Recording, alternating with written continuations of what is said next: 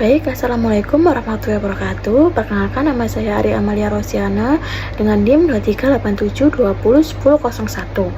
Nah, di sini saya akan menjelaskan tentang etnis Arab di Indonesia, khususnya Surabaya dan Sidoarjo.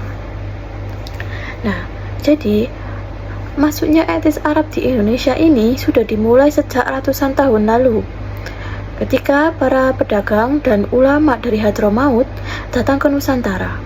Nah, mereka ini awalnya hanya singgah, tapi lama-kelamaan ini mereka merasa nyaman lalu menetap dan membangun keluarga di sini. Di Surabaya, kehidupan mereka ini berada di kawasan yang sangat terkenal, yaitu Kampung Arab Ampel. Nah, kalau memasuki daerah itu, suasana ini langsung berbeda. Nah, jalan-jalan sempit dipenuhi toko-toko yang menjual parfum Arab, kurma, kain, dan berbagai barang khas Timur Tengah. Nah, di tengah kawasan itu berdiri juga Masjid Sunat Ampel yang menjadi pusat aktivitas keagamaan masyarakat di sekitar situ. Nah, orang Arab di Ampel hidup sangat dekat dengan masyarakat Jawa. Nah, mereka dikenal sebagai pedagang yang ulet dan sebagai tokoh agama yang dihormati. Banyak kegiatan keagamaan yang berawal dari sini, seperti pembacaan maulid hingga acara haul para habib. Nah, kawasan Ampel selalu hidup baik siang maupun malam, seolah-olah tidak pernah kehabisan cerita.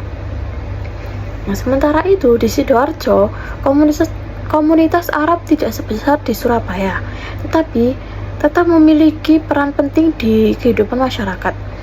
Nah, mereka ini banyak bermukim di daerah Buduran, Waru, dan sekitar kota Sidoarjo. Nah, sebagian besar merupakan keluarga yang berpindah dari Surabaya untuk membuka usaha baru atau mencari tempat tinggal yang lebih luas. Nah, di sini kegiatan keagamaan tetap berjalan, seperti majelis sholawat, dan pengajian umum, yang membuat suasana ini terasa hangat dan akrab. Nah, yang menarik dari kedua daerah ini adalah bagaimana budaya Arab dan Jawa saling menyatu. Nah, tradisi Arab tetap terjaga, mulai dari makanan, adat pernikahan, sampai kebiasaan berbahasa. Namun di sisi lain, mereka ini juga dekat dengan masyarakat Jawa Timur. Cara berbicara, kebiasaan sehari-hari, bahkan makanan yang mereka konsumsi, banyak yang sudah bercampur dengan budaya lokal Jawa Timur. Nah, akhirnya etnis Arab di Surabaya dan Sidoarjo menjadi bagian penting dari kehidupan masyarakat Jawa Timur. Nah, mereka tidak hanya membawa budaya dan agama, tetapi juga warna baru yang menjadikan daerah-daerah itu kaya akan sejarah dan cerita. Selanjutnya yaitu pendapat mengenai Hari Pahlawan.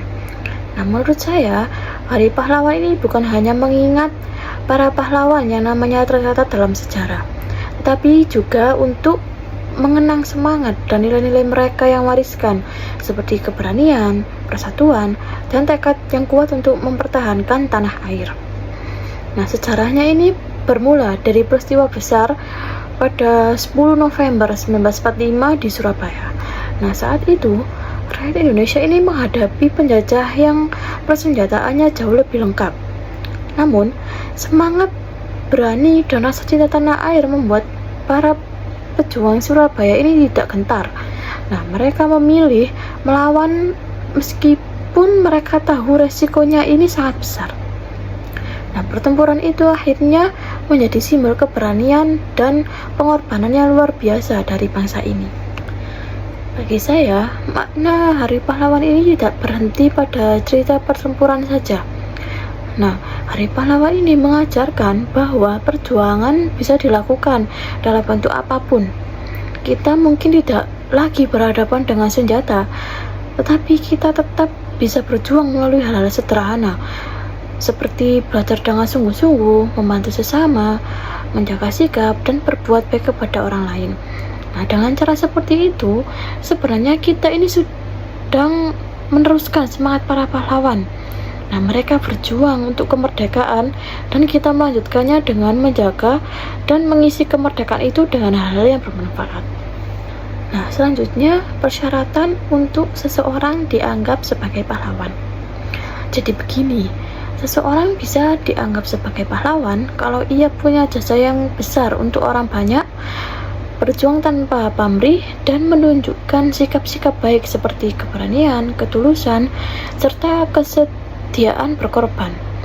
Selain itu, pahlawan itu juga tidak pernah melakukan hal yang merugikan atau mengkhianati bangsa, dan tindakannya benar-benar bermanfaat bagi orang lain. Kalau saya ambil contoh yang dekat, sebenarnya ibu juga bisa disebut sebagai pahlawan. Ibu berjuang setiap hari untuk keluarga, bekerja tanpa mengharapkan balasan, dan selalu berkorban demi anak-anaknya. Meskipun ibu bukan pahlawan yang namanya tertulis dalam buku sejarah, bagi saya ini beliau tetap pahlawan yang sesungguhnya, karena pengorbanannya itu nyata dan tidak pernah berhenti. Selanjutnya, menurut kita sebagai orang sejarah, Pak Soeharto apakah layak disebut sebagai pahlawan? Kalau menurut saya sendiri, sebagai orang yang belajar sejarah, rasanya kurang tepat kalau Pak Soeharto ini disebut sebagai pahlawan. Dalam kajian sejarah, gelar pahlawan ini diberikan kepada tokoh yang rekam jejak perjuangannya ini membawa manfaat besar tanpa meninggalkan kontroversi yang merugikan rakyat. Memang benar, di awal Orde Baru, beliau ini punya peran penting dalam stabilitas dan pembangunan ekonomi.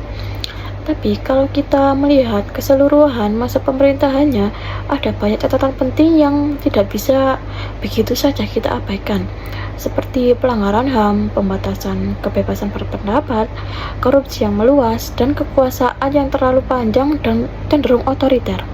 Hal-hal ini tentu berpengaruh dalam penilaian sejarah. Baik, itu saja yang bisa saya sampaikan. Kurang lebihnya saya mohon maaf, dan wassalamualaikum warahmatullahi wabarakatuh.